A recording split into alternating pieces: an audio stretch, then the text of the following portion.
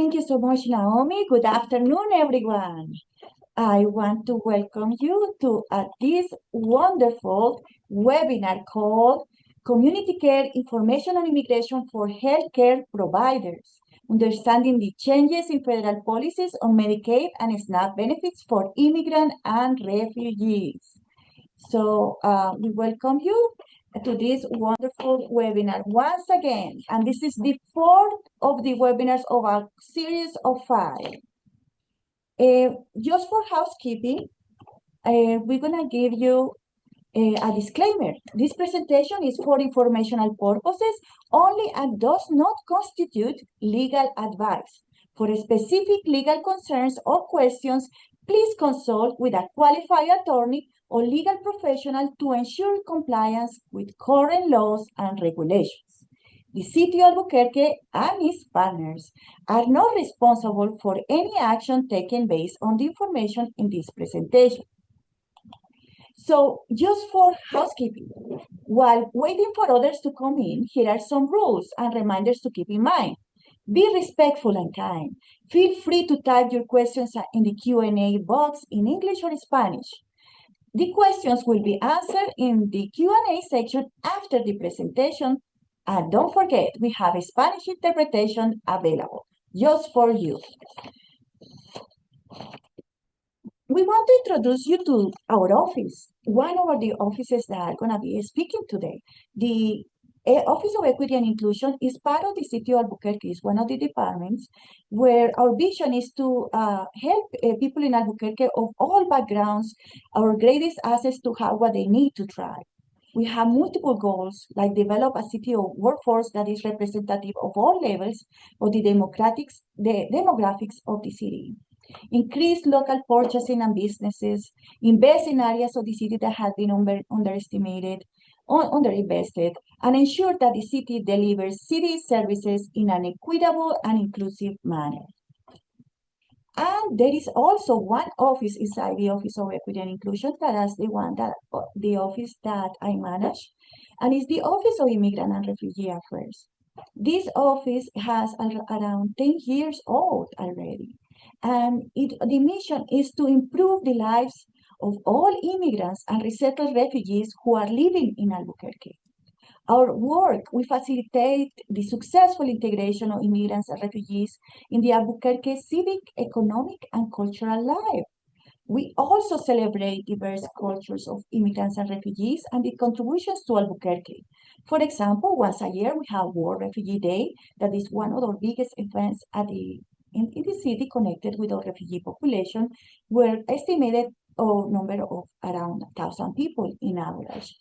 We all have other events happening to celebrate the diverse cultures that Albuquerque has.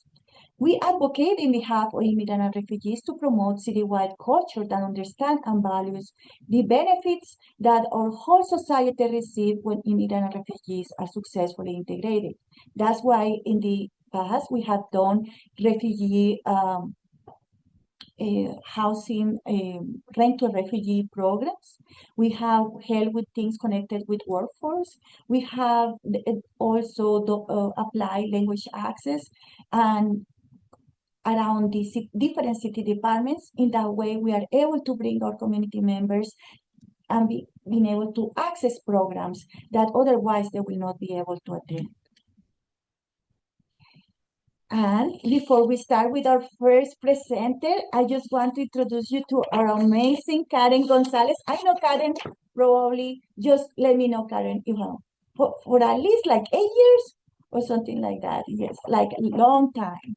And Karen is the Refugee Health Program Manager in New Mexico Department of Health, which she does a wonderful job.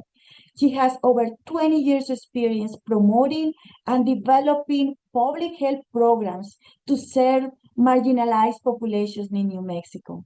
For the past 13 years, she has focused on streamlining a healthcare infrastructure to expand access to holistic and trauma-informed healthcare and case management services for refugees. Among many other things that she does, please welcome Karen Gonzalez. Thank you, Beatriz. Thank you for inviting me to talk about how some of the changes in the legislation that was passed over the July 4th holiday will impact the public benefit programs. Next slide, please. So the One Big Beautiful Budget Reconciliation Act of 2025, or commonly referred to as the One Big Beautiful Bill Act, or OB3A, or House of Representatives Bill 1, was signed into law July 4th of 2025. And because it's a budget reconciliation act, it contains a wide range of provisions related to tax, spending, immigration, and health reform. What I want to focus on today are how the changes in eligibility and requirements will affect public benefit programs specifically related to healthcare services. Next slide, please. So one of the main things, or one of the things that the OB3A does is it redefines who is eligible to apply for public benefit programs such as Medicaid, Medicare, Children's Health Insurance Program, and SNAP programs, in addition to health coverage that's purchased through the ACA marketplace. Eligibility is narrowed to now include U.S. citizens, lawful permanent residents or green card holders, and certain Cuban Haitian entrants. For Medicaid, the eligibility criteria will go into effect October 1st of 2026. It also imposes work and community engagement requirements for persons aged 19 through 64 years of age. And those requirements will go into effect beginning January of 2027. One of the other changes are eligibility determinations will be conducted every 6 months instead of annually. And there are shorter retroactive coverage periods. In the past, an individual was able to apply for Medicaid and request coverage up to 9 of medical expenses that were incurred up to 90 days prior to the submission of their application. And under the new legislation, that period is shortened to 30 days prior to the submission of application. Next slide. For Medicare, the new eligibility criteria would take effect immediately for those who are not already enrolled in or eligible for Medicare. Beginning in July of 2026, the Social Security Administration must review current medical or Medicare enrollees and identify individuals who do not meet the new eligibility rules and notify them that their coverage will end. The new eligibility criteria will take effect in January of 2027. Next slide. For the ACA Marketplace, or Be Well New Mexico, in November of 2025, the new enrollment period begins, and it will begin utilizing the new eligibility criteria.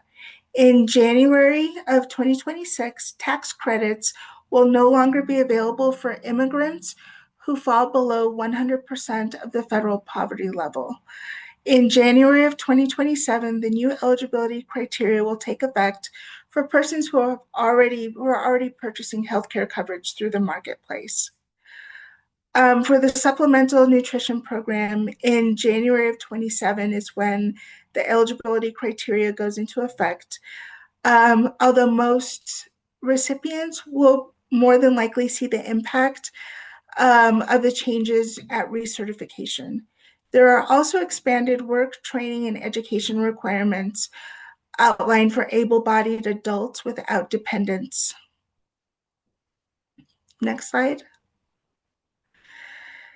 So next steps. Right now, I really would like to, there are a lot of changes that have been outlined, right?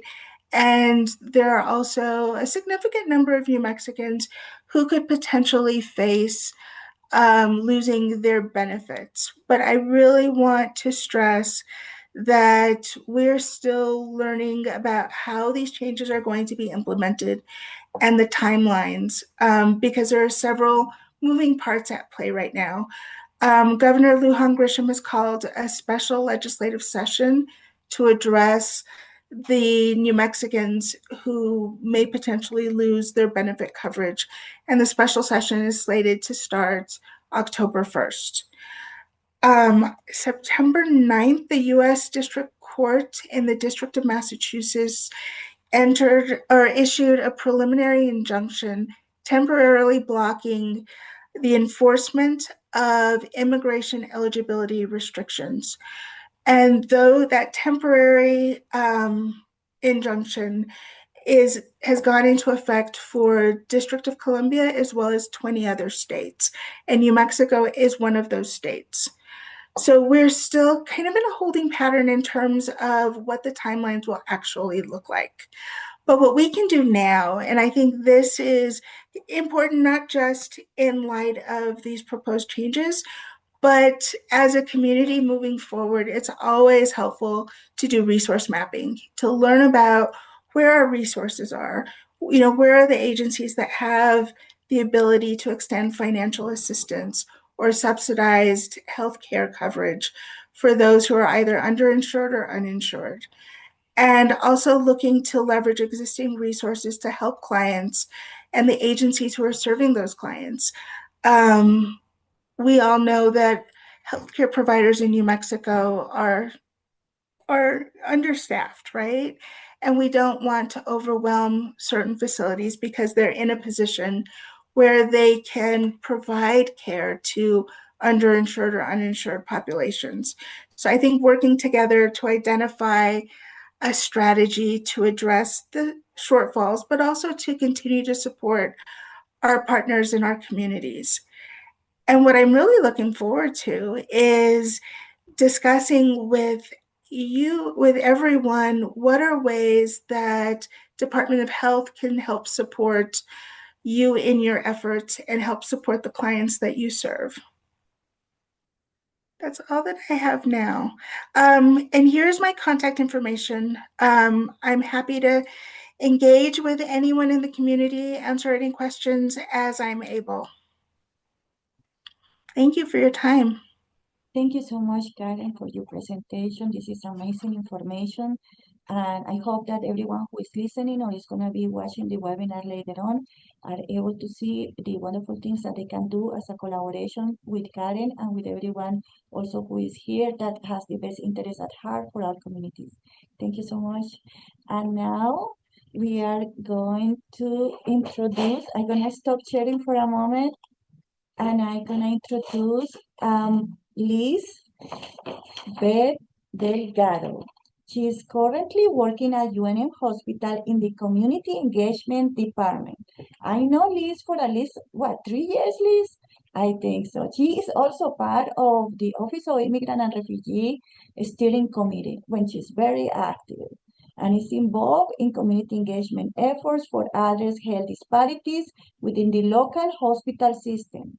She's also joined as a therapist for Dulce Salado, where she provides multisystemic therapy to Spanish-speaking families. And Liz is deeply passionate about supporting individuals on their journeys toward healing and empowerment. So please welcome Liz. Thank you so much, Beatriz. Yes, so I'm Liz. I am with the Department of Community Engagement, and our goal is basically to be the outreach and the kind of like the legs of the hospital. So I don't provide direct clinical services through UNM Hospital, but I am here to kind of share a little bit about one of our resources. And it's a perfect segue to what Karen was mentioning regarding resource mapping. Because there are resources that do exist for our community members, and there's one through the hospital system that may be a little confusing or may not be so familiar with because it does have some historical context to it. But I will share my screen and kind of navigate you through the process of how to find this information. And I just want to share a disclosure that I'm not with the Department of Financial Assistance, so I can't answer any questions, and I don't have, or how do I want to say this? I can't provide direct information or feedback. My goal here is just to help orient you and help you find this information. And let's see, let me just hide myself very quickly. So if we go to the main hospital or health page, you can either Google UNM Health or UNM Hospital, and it should navigate you to this page here. But this is the main page, unmhealth.org. If we go to this hamburger over here, we will get a menu of different departments or areas that we can look into. The one that I work for specifically is in this one right here, if you want to learn more about the work that we do. For today, we're going to go into this section right here, which is billing and insurance / financial assistance.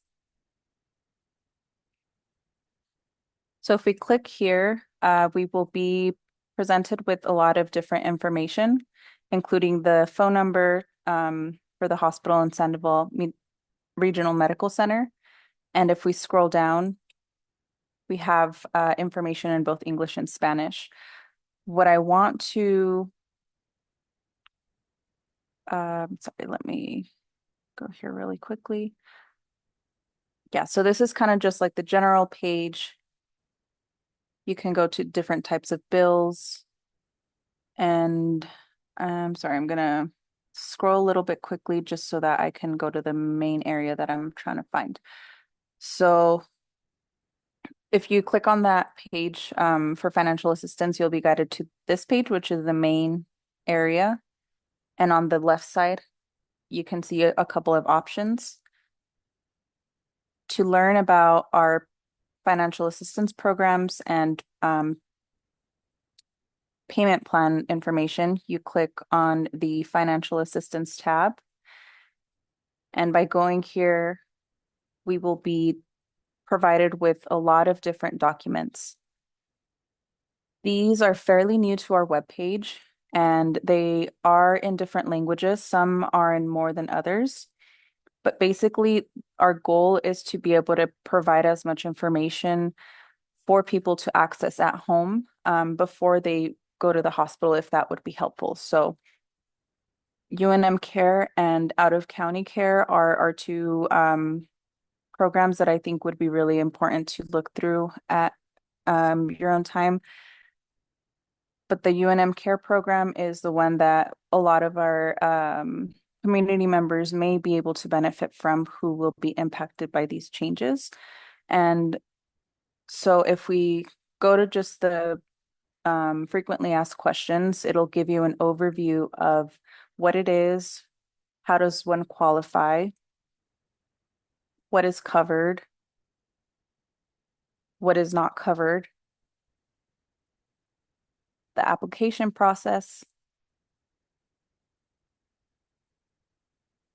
how to make an appointment, who can access this, because one of the misconceptions there may be, just because there were some changes, is whether you can qualify for UNM Care if you're not a US citizen. So that information is here.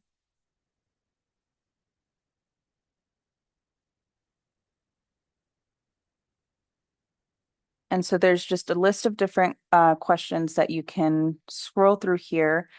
And one thing I do just want to mention is that UNM Care is not a insurance plan. I know that it can be confused with one, but it is a financial support that can help cover the cost of some medical expenses, and those are outlined here. And I'm sorry if I'm scrolling a little fast. So here it'll show an example of what services they can cover. And if one has, for instance, Medicaid, then typically Medicaid covers most things. But if one has like the Be Well or something from the New Mexico insurance pool, UNM Care can kind of be a supplement to some of those expenses. And again, I don't work for the department, so I can't answer direct questions. But I do want to scroll down to look at the income chart just to give you an idea of some of the qualifications.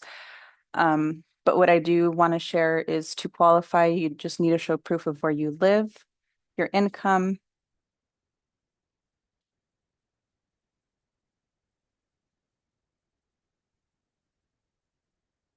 and then let me scroll down just to see if I can find the income chart. That may be on a different document. So that was just one of the documents. It's just general frequently asked questions, but we do have a couple of others like the enrollment, how to know if you qualify. So again, that one we do have in plenty more languages. But for this one, you can see if you qualify based on household size. And there's the income chart for that. So just to give people a general idea of what that would look like. And I will put this link in the chat just for the financial assistance webpage, just so that you can scroll and look through that at your own time. But here we do try to give more information just so that people can get a better idea, maybe ease a little bit of anxiety regarding what one needs to qualify. And so there's other tabs or other documents regarding like what list of documents are needed to apply for these programs, questions that you may have about the application process. And one that we do want to highlight as well is this agency attestation letter. There's at times, and we understand patients who do not have proof of residency or income. So we do have this template letter that any agency can provide or help a patient complete in order for us to have kind of like a proof of income or of where they live. So for instance, this one would just put the date and writing the information about the individual, the agency that they're representing, the patient's name, and then how long they have been working alongside with you, and then the address. So this can prove as or serve as proof of where they live.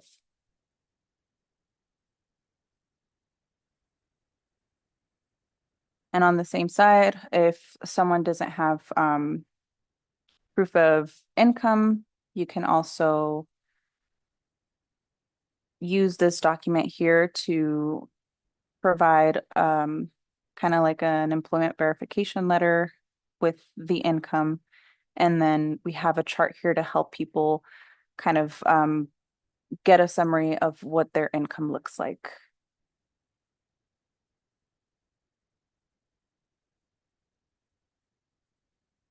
And then should someone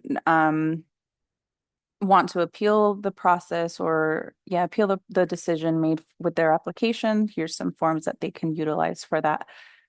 And we do also have payment plans, which is in a different area. But let's see, want to just go over here just to share the information of where they can call. But yeah, overall, this is kind of like a one-stop shop to get information about the financial assistance programs and what one needs in order to qualify for those. So I will put the previous link in the chat, the one regarding financial assistance. And I'm sorry that we couldn't get anyone from their department here today. They were understaffed for the day, so I was just coming in to at least provide a little bit of general information about what that looks like. So I will stop sharing my screen here.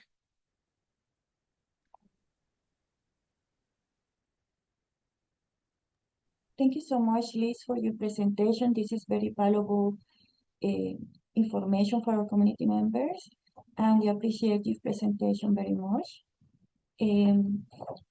Now I'm going to introduce the Deputy Director for Social Services and Connections, Charlie Berklow. I apologize if did I pronounce it correctly, Charlie? Okay, perfect. So they have a PhD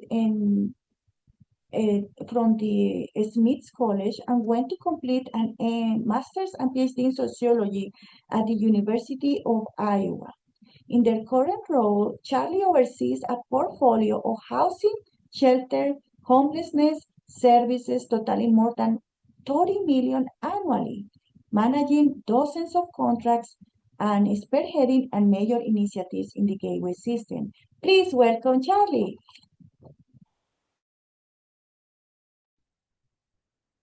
Hi, everybody. Thanks so much for having me here to speak. Beatrice, would you like me to share the PowerPoint? Or are you guys going to share that for me? Perfect. So stand by. They're going to pull up this PowerPoint, and I have a few slides to share with you about some of the work we do. And if anybody's on the call, I see there's a couple of different agencies on the call. If you guys have questions about what we do in Albuquerque related to homeless services and our systems, love to answer questions and talk to you guys about that in more detail. Beatrice, just tell me if you guys can't hear me or anything like that, okay? Yes, no problem. Okay, so I first want to talk to you a little bit about the Metro Homeless Initiative. This is an initiative that the mayor launched last year. He's been working his entire efforts here the last 8 years that he's been here as mayor on homeless services, and it's really been one of the most important components of his platform. But he started talking about what he thinks of as the Metro Homeless Initiative last year. And really, what that is like an all-encompassing policy and approach to be able to help people move from off the streets and into housing through a system of care. We want to act quickly. We know this is a real problem in not only our community, but many communities across the US. And so this is something that we're trying to do with care, but also quickly, so that we can help people and reduce any suffering that they might be experiencing. We're really hoping that as many people and partners are able to come to the table because the city can't do this alone. And so we ask partners all the time and faith leaders and all kinds of groups to be able to support. So if you're on this call, even UNM or the state, like if you guys are up for supporting as much as we can do to help each other, this is going to be a community-wide effort to address and to do well. So, all right, next slide.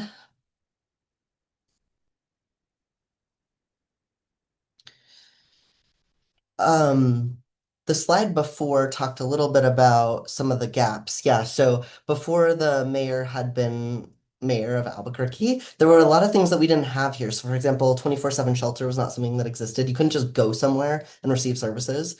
There wasn't a shelter that didn't have barriers, or what we think of as a low barrier shelter, right? So that's Gateway West. It's out on the west side, but it's really not that far away. It's like 20 minutes, and it really offers a lot of opportunity for people to go into a space to get services, to get case management, to get healthcare, to get food, right? And have a safe place to be so that they can think about what they want to do as their next step. There was never a way to find available beds, so we've created a dashboard that you can go onto online and see where shelter beds are available in Albuquerque. That's really helpful specifically for first responders, but community members and providers also use that. And then also transportation to places for people that are unhoused. So ACS does a lot of this transportation for us. We also have bus systems that do this. And that really helps people get where they need to go if you don't have a lot of resources. The next slide talks a little bit about the different systems that actually help to support unhoused people. So you've obviously got police that are engaging with unhoused neighbors across Albuquerque. You've got ACS that's doing mostly mental health, substance use assistance, but they do all kinds of case management support for individuals to help them get where they need to go, and not only for unhoused communities, but anybody with any kind of behavioral health need. The Albuquerque Fire and Rescue Department, obviously, and they're doing mostly medical supports, and then the gateway system, and then I'm going to talk to you a little bit about that next. So we go to the next slide for me. Thanks. Talk briefly about encampment. There's a lot of questions about encampment, so I thought I'd just bring it here, but I'm not going to talk a lot of detail about this. We have a group called the Interaction Team, and they go out to communicate with individuals. If someone calls in a 311 call, or if there's a challenge somewhere in a community, the Interaction Team will go out and be that first touch. They'll talk to them about what's going on, what they might need, services they might have. ACS often goes out, offers transport, talks to them about services, and then sometimes there's a need to vacate, right? So if it's in a place where they're not supposed to be, or a place that needs to be cleaned, or a place that's unsafe, sometimes there's an ask to vacate. There's obviously shelter bed offered, storage offered, and transportation offered. And then sometimes there's a need to move that encampment, and that's basically, an ask to say, hey, we've given you notice over this period of time, and we're asking that you can move so that we can make sure that it's safe, or that it can be cleaned. And then solid waste really helps us a lot with making sure that our streets and our communities remain safe and clean. All right, next slide. Okay, this is my favorite part. So what we do at Health, Housing, and Homelessness is we take a lot of money and we give it out to community providers. So we give out over $57 million every year to community providers in Albuquerque. And those are nonprofits that are all below, but not all of them are below. We have so many partners that we work with. And over all of these programs, both funded programs and through the Gateway system, we're serving over 46,000 people a year. So that's pretty cool stuff. So I'm going to tell you a little bit about what some of those programs are next. So things like homebuyer assistance, rental and deposit assistance, eviction prevention, legal services, vouchers, home rehabilitation, Better Way Forward, which is like a day labor program for people who are unsheltered, landlord support, and safe outdoor spaces. So we're doing all kinds of stuff across the spectrum. And I'm going to tell you a little bit about that and try not to bore you too much, but there's lots going on, and I wanted anybody on the call to learn who wants to learn about the Gateway system to be able to learn about it. So if you go to the next slide for me.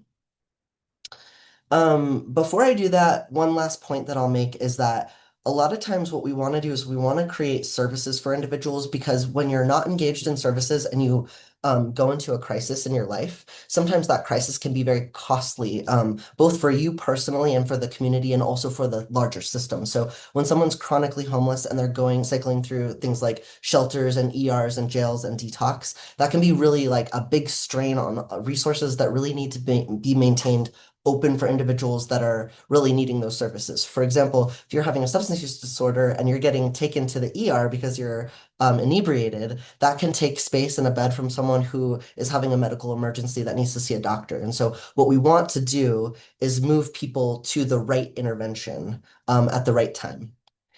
So you'll see here, permanent supportive housing vouchers are also somewhat expensive, but not as expensive. This is for the highest need, highest acuity client that needs really that wraparound support and the financial assistance to be able to stay in a place safely. Then you've got rapid rehousing. So you might have hit hard times, be in a difficult circumstance, and we give you a little bit of extra assistance through a voucher to be able to get on your feet. But ultimately, that assistance would move away and you would become self-sufficient. And then finally, we're doing a lot of thinking about how do we build new affordable housing units so people can be able to stay in affordable housing units more cheaply than they might in some other places, as rent is really high. And with some sources of income, it can be very difficult to pay for that rent. All right, next slide for me. So this is a slide that talks about available rental assistance and eviction prevention. So we have 4 health and social services centers: Alamosa, John Marshall, Los Griegos, and Ruth Adams.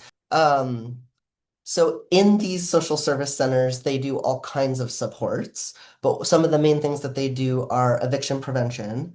So if you're in a position and you get in a car accident or you break your arm or you're just having a difficult time, your car breaks down, you can use this program for eviction prevention so you don't have to lose your housing and you can get some short-term financial assistance. Next slide. This slide talks a little bit about some of the other things that the health and social service centers do. So food boxes, again, rental assistance, utility assistance, things like hygiene products, diapers, clothing, etc. So they're very cool. They're located across the city and help lots of people every year. Okay, next slide. Okay, so here's our gateway. You can go to the next slide for me.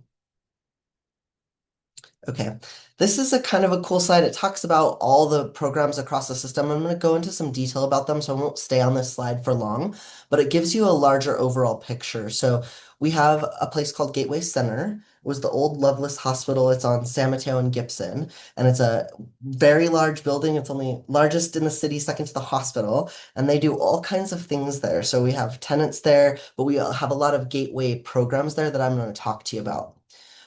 We also have Gateway West. That's what I mentioned before. It's the large low barrier shelter on the west side. It has 660 beds with some space for overflow, and we're doing lots of services, food, medical support, transportation. Gateway Family is a hotel that we started in COVID, and it basically provides beds and meals and case management to help people achieve stable housing for families, and it's got 75 rooms. We're about to open a young adult housing and navigation program. This is going to be in an old hotel that is behind the Denny's on San Mateo. It's going to be amazing. They're doing just a really beautiful renovation of that space, and it's going to be for 18 to 25-year-olds. So sometimes when individuals are engaged in the system when they're in their youth, they go through systems like foster care or even youth sheltering.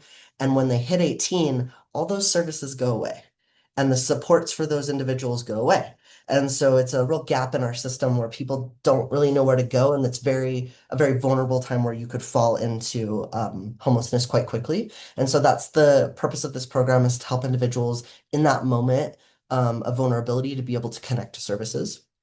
We have a place called Gateway Recovery, which is brand new, started in February. It's very cool. It's a pilot program. So it's these little buildings that have a bed in them and an air conditioner and a closet, essentially. And then they have buildings on site that have bathrooms and showers and a dining hall, right? And garden, that kind of thing. And people can go there who are experiencing substance use and needing some support to become stabilized. So it's essentially recovery housing or transitional housing for individuals with substance use disorder. We have below on the bottom part is all the programs that exist in the Gateway Center. And I'm actually going to skip this because I'm going to go into some detail in the next slides. So you can go to the next slide for me. So this is the Housing and Treatment Navigation Program. This is at Gateway Center. And it has 50 beds currently open for women. We're about to open, very exciting, 142 beds in October. So mid-October, we're going to open 142 more beds. So that's pretty exciting. It's going to be for women and men. And it's referral based. It's a 90-day program. And it's really meant for that next step beyond emergency shelter. So you come into emergency shelter, you're in crisis, right? That's supposed to be meant to be short term, and then connecting you from there into a housing navigation program that is 90 days is amazing, because then you can do more intensive case management, wraparound supports, be connected to treatment, recovery housing supports, getting your ID, getting on Medicaid, all the things that you need to do to become stable and live independently. Okay, next slide. We also have a first responder receiving area. This is something that hasn't existed before. So a lot of times, as I mentioned, when a first responder, so fire or police or ACS, picks somebody up on the street and they're having a behavioral health need or some kind of need that doesn't rise to the level of emergency room response, what they've had to do is just take people to the emergency room because there was nowhere else to go. Now, what the mayor's done is created this very cool program called the First Responder Receiving Area.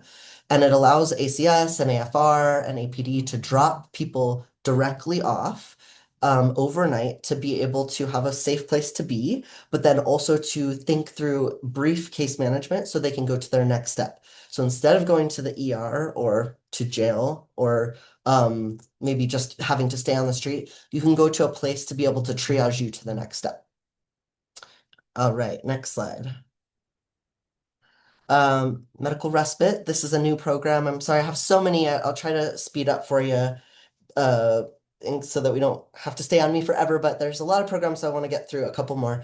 The medical respite is a really neat program that started this year. It's in the Gateway Center, and it's for individuals who are unhoused on the street and discharging from the hospital, but may have a longer term medical need that they cannot heal in when they're living outside, right? So you might have a wound or you might have had surgery and you need to go to a place that's safe, you need medical care, and you need that case management support. That's what this space is for. It's got medical providers, clinicians, case managers, and operators, so you can have food and a safe place to be. It's really a beautiful facility. It's an amazing addition to the service array in Albuquerque, and it serves 50 people.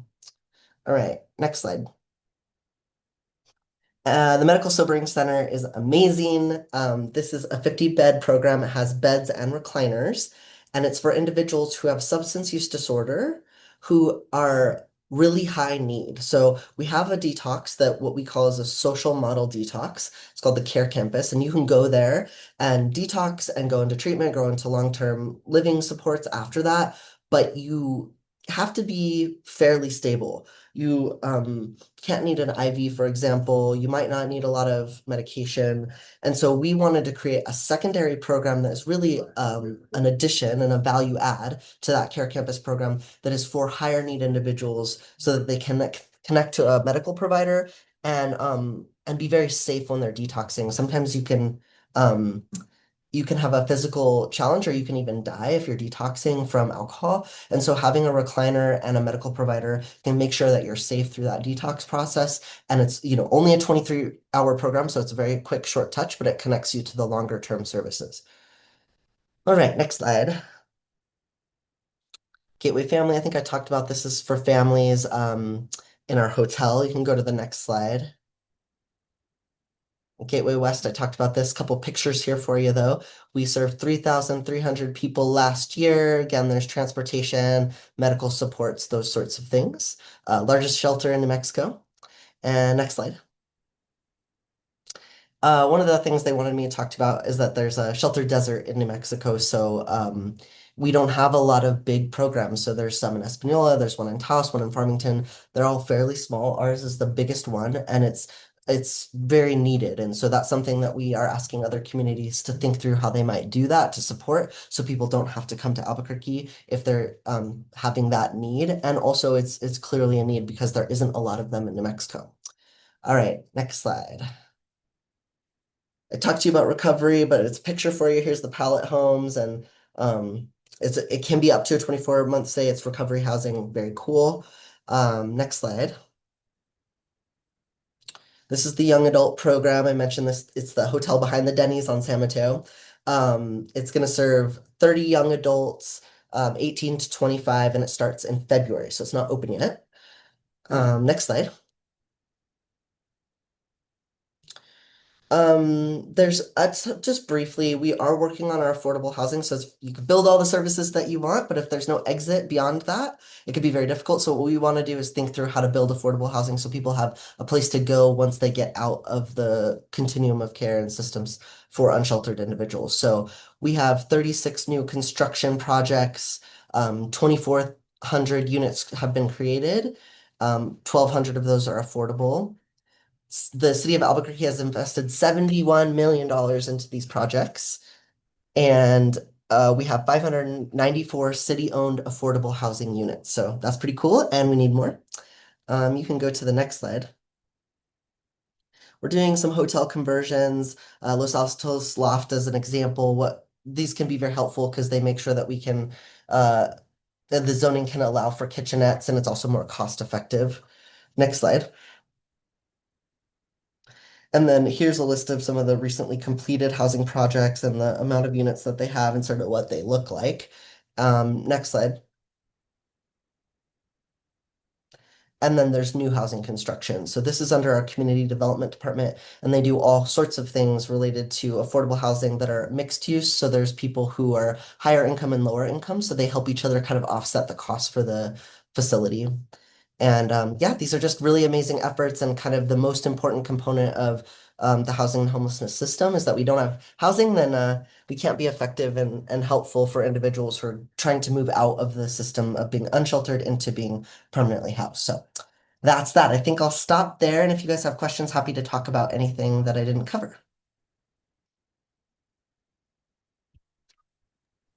Thank you so much, Charlie, for your presentation.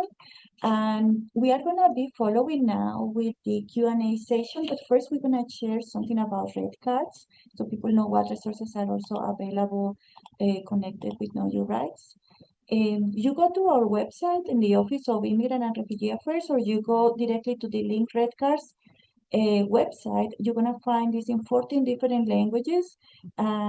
Or you can come to the City of Albuquerque Office of Equity and Inclusion. We have it in at least 10 languages thanks to the Civic Engagement Office, who we use a hand with the help of volunteers. Just a second. And there is a local and national resources from many organizations that actually the City of Albuquerque partners with. We have and also city departments that can help in one way or another. Sometimes healthcare providers like hospitals or clinics don't see themselves as businesses, but they are. So we have the small business office that can bring you resources connected with information that could be proper to that purpose. We have the Office of Equity and Inclusion, Immigrant and Refugee Affairs, like my office, and local nonprofits like el Centro de Igualdad y Derechos, the ACLU of New Mexico, the Mexican Consulate, New Mexico Center of Law and Poverty, New Mexico Immigrant Law Center, Catholic Charities of New Mexico, Lutheran Family Services, and many more. At the national level, there is also other organizations you can reach out and go to, and that there is available different type of information that could be helpful to you and your patients. And now we are gonna go to the Q&A.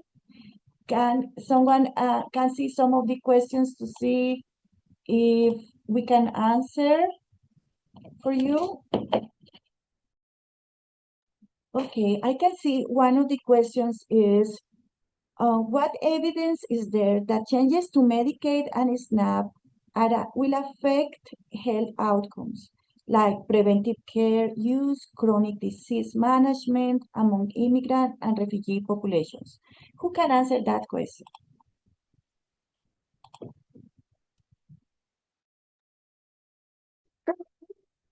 Address it. I don't know of any, I can't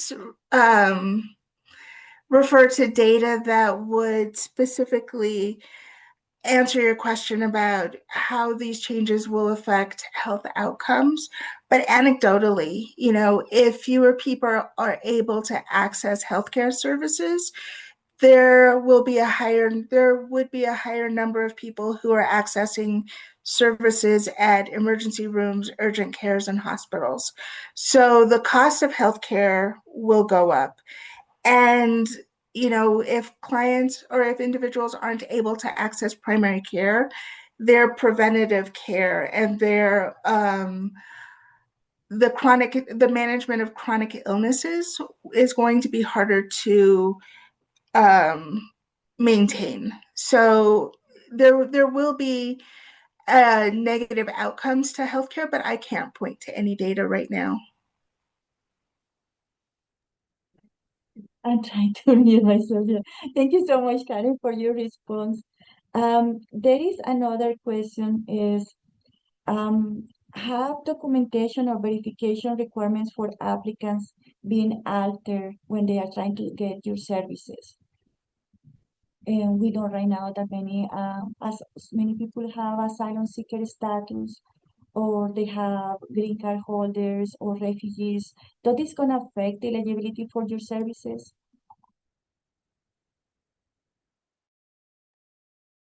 Is the question, will these changes affect, I'm sorry, could you repeat the question?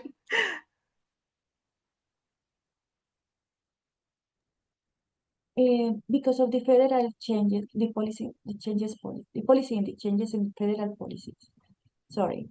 Thus, this is going to affect the eligibility criteria for some populations connected with the immigrant and refugee populations. Because I know that the refugees now have to be green card holders to access some of the services that previous to that they were able to get at the beginning when they arrived into the country.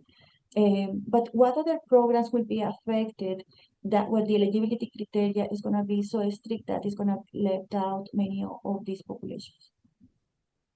Well, with the changes in the limiting of eligibility, clients who would be eligible to apply for benefits, that's going to affect Medicaid, Medicare, SNAP, even purchasing healthcare insurance through Be Well New Mexico. It's going to be limited to U.S. citizens, green card holders, and Cuban Haitian entrants. What will remain in effect, when Cuban Haitian entrants arrive into the United States, they will continue to be eligible for public benefits, which is great because what we do know is we typically aren't able to make contact with these individuals within those first 90 days. So even if we're not able to provide the refugee health screening, we'll still be able to connect them with primary care. For other or our eligible populations who will not be able to apply for or who will not be eligible for Medicaid, there will be refugee medical assistance that will be available for those initial 90 days. So really that's going to allow us to complete the refugee medical screening and initial behavioral health screening. And the refugee health program hopes to create better working relationships with um, federally qualified health centers and other agencies that are able to offer financial assistance that is not dependent on immigration status, so we can continue to connect clients with primary care and specialty services. Thank you, Karen. Is Liz or Charlie want to answer that question for your specific entities? If you cannot answer the question today, it's okay, but just we can have a response for the community later on. Yeah, could you repeat the details of the question one more time, B? Yeah, no problem. So what happened is that with the federal changes, there is a change of the eligibility criteria for some populations in the immigrant and refugee community, which is gonna basically delay the time where they are able to access some services. For example, the refugee population used to be eligible for Medicaid SNAP benefits since day one that they arrived to the United States or in around that period of time. But now they have to wait until they are green card holders. So for other type of services, for example, for HHH, if someone wants a food box, do they need to be a naturalized citizens? Do they need to be a green card holder, or it can be anyone in the community, regardless of the immigration status, who can ask for food? It's just an example. Specifically, for example, for the health services that HHS has. Yeah, so it's a really, really good question. And as we navigate the climate in the federal government, things will be changing, right? And we'll be working with providers and community to make sure that that information is provided carefully. But generally speaking, there are a lot of services that are available to people that will not ask status. So, for example, you can go to Gateway West anytime and not receive a request for your immigrant status. Similarly, that's true for Gateway Family, all the gateways. There's no question about you can go to any of those programs and not be asked that question. So that's super helpful. So you can receive the unsheltered services that the city of Albuquerque is providing. That's also true for the Health and Social Services Center. So you can go there and get a food box. And most of the food box places or places where you go for like day shelter or to get food boxes generally are not going to ask you that question. So that's really helpful. The place where we're seeing this come in are people that have grants that are funded by the federal government. So, for example, Catholic Charities, right, has had to drop some of its programs because of the way, or it has dropped its funding so that it continued to serve that population, which is awesome, but it's going to reduce some of the funding that it has. So it kind of depends agency specific and the types of funding that they have. But generally speaking, a lot of the programs, like you can go to the Care Campus that I mentioned that the Bernalillo County offers, and you can go there, they're not going to ask you that. And they're going to give you services and detox and all that. So there's still a lot available, but it's a great question and something we'll just continue to ask. They can always call our office as well, and we can give that information. Thank you so much. And do you want to say something, Karen? Oh, yeah, just that for healthcare services, people can access, adult and pediatric immunizations, sexually transmitted testing, including HIV testing and Hep C testing at any of the public health offices. And for the most part, public health does not ask for immigration status. It's really just the refugee health program that collects that data because we are federally funded. But for other public health programs, that as of right now, immigration status is not factoring into service delivery. Thank you so much. Liz, do you want to respond on the questions? Yeah, I can say currently that's not a determining factor. And within the frequently asked questions, it highlights that a little bit more in depth, just regarding like, I know there's different types of concerns in that area, but currently the UNM Care program does not ask for proof of immigration status or anything like that. Thank you so much. And lastly, I want to also ask everybody when they participated, they said, we want to collaborate with each other. And actually, these webinars is a collaboration among different agencies. And I can show you the picture. We have proof, doesn't it? This webinar was done by this multiple number of agencies and organizations, local, regional, state, that came together and said, these are the needs of the community, by having first one-on-one conversations to planning committee to make this happen. So it was because the community asked for these webinars to happen that we are doing these events, these webinars. And the last webinar is going to be on October 3rd, and it's going to call Emphasizing Self-Care for Healthcare Providers to Prevent Burnout. Because sincerely, with the amount of situations that happen for a long time this year, everybody needs self-care. So that is going to be the topic of next time. And there is no pre-registration necessary from those webinars.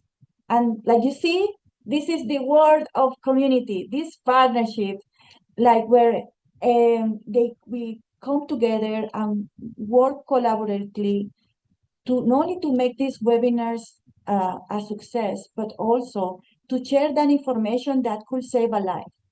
Do you imagine someone do that? Otherwise, they will not know what resources are available, and then they will not be able to use them. And that's because of you, and everyone who is listening and attending and speaking, this is possible.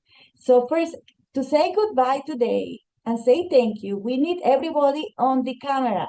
Come on, guys, even the interpreters, everybody, come on. I'm gonna stop sharing this